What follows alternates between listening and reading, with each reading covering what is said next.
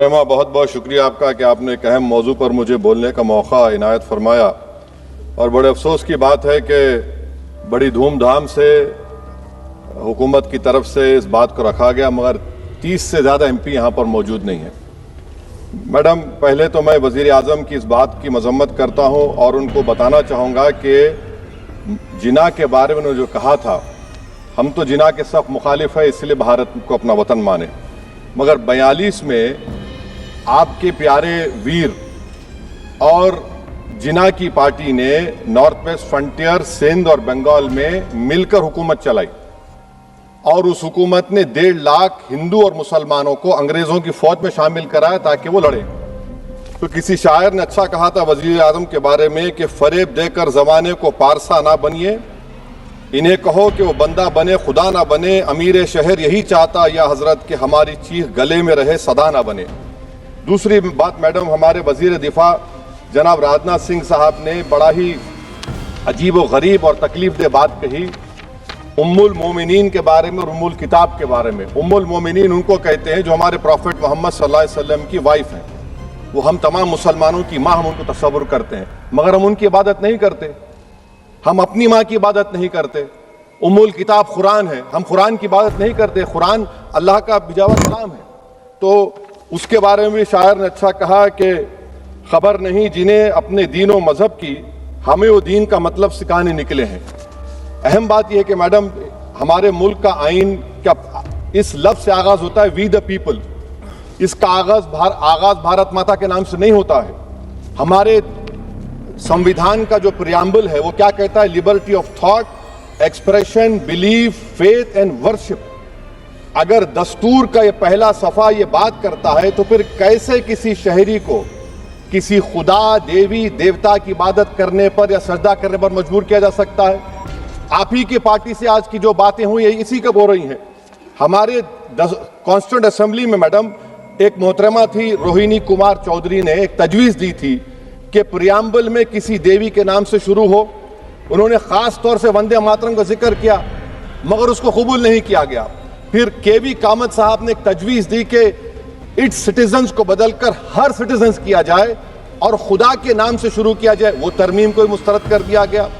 ہمارے سمویدھان کا اصول یہ ہے کہ بھارت کیا ہے؟ اس کی عوام ہے، عوامی قانون کی مصنف ہے، عوام کی مرضی سے سب سے بالاتر ہے، عوامی حاکم ہے۔ ملک کسی خدا، دیوی، دیوتا، مذہبی علامت کے نام سے نہیں چلتا، نہ ملک کسی ایک مذہب کی ملکیت ہے۔ اسی لیے بابا صاحب امبیڈکر نے کیا کہا تھا؟ انہوں نے مدر انڈیا کے نظریے کو مسترد کیا۔ بابا صاحب نے ایک نئی اصطلاح وضع کر دی اور کہا کہ بھکشت بھارت، یہ بابا صاحب امبیڈکر نے کہا۔ اب میڈم، اگر مذہبی آزادی اس آئین کا بنیادی اصول ہے تو سوال یہ پیدا ہوتا ہے کہ اس وقت ہمارے جو کانسٹیٹیوئنٹ اسمبلی کے پریزیڈنٹ تھے جناب راجندر پرساد صاحب نے کس بنیاد پر وندے ماترم کو قومی ترانہ قرار دیا؟ نہ تو کوئی سیکولر ریزولوشن ہے اس کے بارے میں۔ میڈم، میں آپ کو بتانا چاہوں گا کہ جوڈیشری کیا کہتی ہے۔ بیجو ایمینول کیس ہے 1986 کا، جس میں جیہوا وٹنس نے کہا کہ میں نیشنل اینتھم کے وقت کھڑے رہوں گی، پڑھوں گی نہیں۔ سپریم کورٹ نے کہا کہ اس نے کوئی گناہ نہیں کیا۔ وہیں ایک 2017 کا کیس ہے اشونی اپادھیائے کا کیس سپریم کورٹ کا، انہوں نے کہا گائیڈ لائنز دیے جائیں وندے ماترم پر، سپریم کورٹ نے نہیں کہہ دیا۔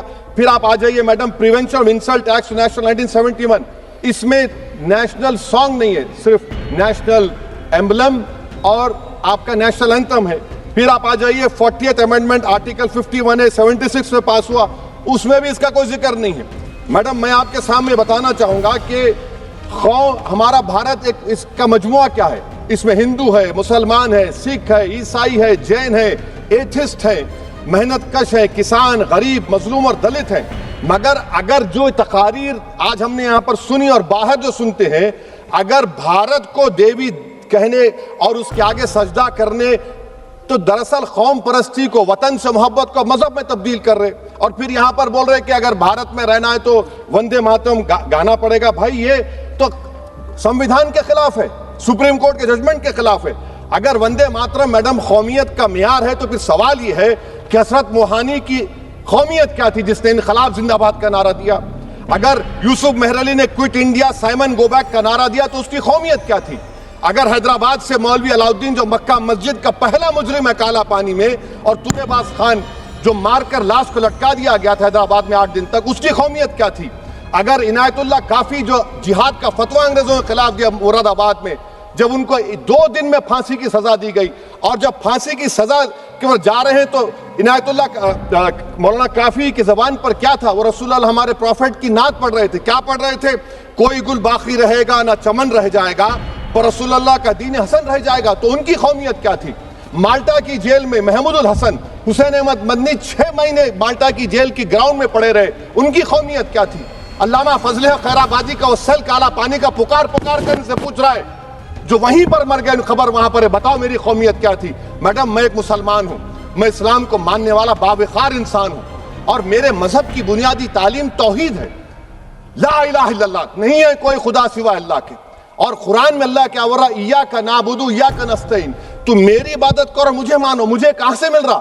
آرٹیکل 25 سے مل رہا ہے. مجھے کہاں سے مل رہا ہے؟ Liberty of thought, expression, belief, faith and worship سے مل رہا ہے. تو اس کو جوڑنا یہ بہت ہی خطرناک ہوگا. اور ہمارے پروفٹ محمد صلی اللہ علیہ وسلم جب مدینے کو گئے تو انہوں نے اس وطن کے لیے دعا کی، کہا کہ اللہ مدینے کی محبت ہمارے دلوں میں اور اضافہ کر دے، مکے سے زیادہ کر دے. تو یہ اسلام مسلمان ہونا، ہمارے ایمان میں ملک کی محبت بیچ میں نہیں آتی، اور ملک سے محبت ہے اور رہے گی ہمیشہ، کیونکہ یہ عظیم قربانیاں یہاں پر شامل ہیں جنہوں نے جنگ آزادی میں حصہ نہیں لیا. آج اگر وہ وطن کی محبت کا درس دیں گے تو بڑا غلط ہوگا. میڈم میں آپ کے سامنے ایک چیز پڑھوں گا. 1937 رابندر ناتھ ٹیگور نے لیٹر لکھا سبھاش چندر بوس کو، میں صرف کسی نے نہیں پڑھا. یہ کیا کہا ٹیگور صاحب نے؟ But parliament is a place of union for all religious groups and there the song cannot be appropriate. When Bengali Muslims show sign of stubborn fanatism, we regard it as intolerable. When we too copy them and make unreasonable demands, it will be self-defeating. یہ میں اس کو لے کروں گا madam, آپ دیکھ لیجئے. پھر دوسری طرف میڈم آپ آ جائیے، میں یہاں پر بیٹھ کر، ہاں جتنے تقاریر یہاں پر ہوئے سب جن گن من پہ تنقید کیے. تو میڈم مجھے یہ کہنا پڑے گا کہ جن گن من پر آپ لوگ اتنی تکلیف کیوں اٹھا رہے ہیں؟ آخر اتنی تکلیف کیوں ہے؟ تو میں جب جا کر دیکھا تو مجھے 28 دسمبر کا آرگنائزر میگزین کا آرٹیکل ملا، جس میں آرگنائزر لکھتا ہے کہ what is the moral sanction behind government choice of Jan Gan Mana except that it can be made an item of entertainment at the sumptuous parties thrown by government officials. آپ بتائیے اس کا بولیں گے آپ؟ اور پھر اس کے کائنڈ کیسا کرتے ہیں؟ It will mean we cannot love our motherhood. Madam, please. It will mean that Vande Mataram is buried alive with the word Jan Gan Mana on the tombstone. For the tomb will also be of Jan Gan Mana of the will of the people. اس پر آپ کیا بولیں گے؟ Madam میں آپ کو یہ بتانا چاہ رہا ہوں کہ وطن کی محبت ہمارے لیے بہت اہم ہے، مگر یہ بتائیے ہم کو کہ ابھی میڈم یہاں پر آنند مٹھ کے بارے میں بہت کچھ کہا گیا. میں صرف 2 مثالیں آپ کو دیتا ہوں. آنند مٹھ کے پیج نمبر 70 اور 80 کو پڑھ لیجئے. اس کے بعد سناتن جہاں مسلمانوں کے گھر پاتے تھے انہیں آگ لگا دیتے تھے. آپ پیج نمبر 98 پڑھیے. ہمیں صرف ان مسلمانوں کو جڑ سے ختم کرنا ہے کہ خدا کے دشمن بن چکے ہیں. پھر آپ پیج نمبر 115-16 دیجئے. پھر مختلف علاقوں میں مسلمانوں کو سزا دینے کے لیے بھیجے جاتے، جہاں مسلمان آبادی نظر آتی جلا دیا جاتا. پھر آپ دیکھ لیجئے میڈم صفحے نمبر 120 پیج 120 بنکم لکھتے ہیں کہ صنعتیوں کو معلوم نہیں تھا کہ انگریز ہندوستان کو نجات دلانے والے ہیں. یہ آپ کیوں کر رہے ہیں؟ اب آپ میڈم میں آپ کو پیپرز دے کر دوں گا. میڈم بھارت میں ہماری آزادی اس لیے آئی اور برقرار رہی کہ ہم نے ملک اور مذہب کو ایک چیز نہیں بنایا.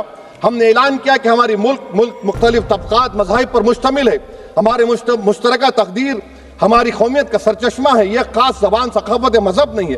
اگر وندے ماترم کا متن قوم اور مذہب کو ایک بنا دیتا ہے، اگر ہم اسے ٹیسٹ بناتے ہیں وفاداری کا، تو پھر مان لیجئے کہ یہ گاندھی، امبیڈکر، ٹیگور، بوس اور لاکھوں آزادی کے سپاہیوں کی سوچ کو چھوڑ کر گوڈسے کی سوچ کی ہندو قومی پرستانہ، میڈم ختم کر رہا ہوں، ہندو قوم پرستانہ کو اختیار کریں گے. مجھے وطن سے بے انتہا محبت ہے میڈم، اور انشاءاللہ ہمیشہ رہے گی.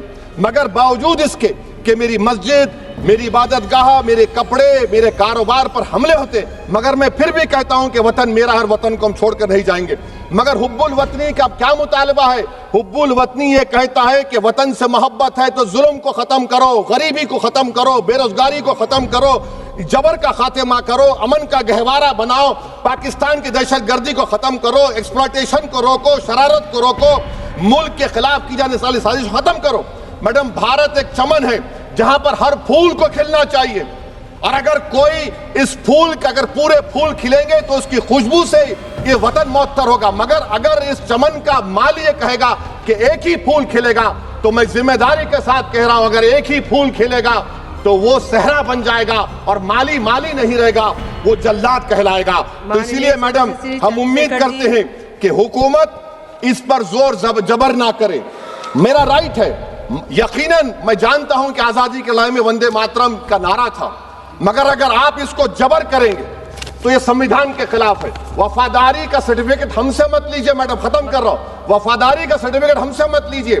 آپ کے بزرگوں کے کوئی ایک کتاب میں لکھ کے کیا لکھا ہے بتا دیجئے، کہاں پر کیا لکھا ہوا ہے۔ تو میڈم میں اس شعر پر اپنی بات کو ختم کر رہا ہوں میڈم، میں اس شعر پر اپنی بات کو ختم کر رہا ہوں میڈم، میں اپنی بات کو ختم کر دیتا ہوں میڈم، کیونکہ آپ بہت جلدی میں ہیں۔ کہ بھارت زندہ باد، ہندو مسلمان زندہ باد، دلت زندہ باد، عیسائی زندہ باد، آدیواسی زندہ باد، جو کسی خدا کو نہیں مانتے وہ بھی زندہ باد، اور میڈم سب پچھڑا سب آ گیا اس میں۔ تو ہم امید کرتے کہ اس روح کو آپ سمجھیں گے اگر آپ صرف اپنی آئیڈیالوجی کو لے کے چلیں گے۔ اور آخر میں میڈم جناب بنکم چندرا صاحب کے بارے میں آپ کے سامنے ڈاکیومنٹ لے کر رہا ہوں کہ انہوں نے بی اے کا ایگزام پاس نہیں کیا تھا، 7 مارکس سے فیل ہو گئے تھے، یہ بھی رکھ رہا ہوں۔ تو آپ جس کا لٹریری جائنٹ بتا رہے یہ نہیں ہے۔ بہت بہت شکریہ میڈم، دھنیواد۔ غریب، بھوکے، لاچار، اپنگ اور کپڑے سے وہین لوگوں کی سیوا کے لیے آپ دان کر سکتے ہیں اسکینر کے اوپر۔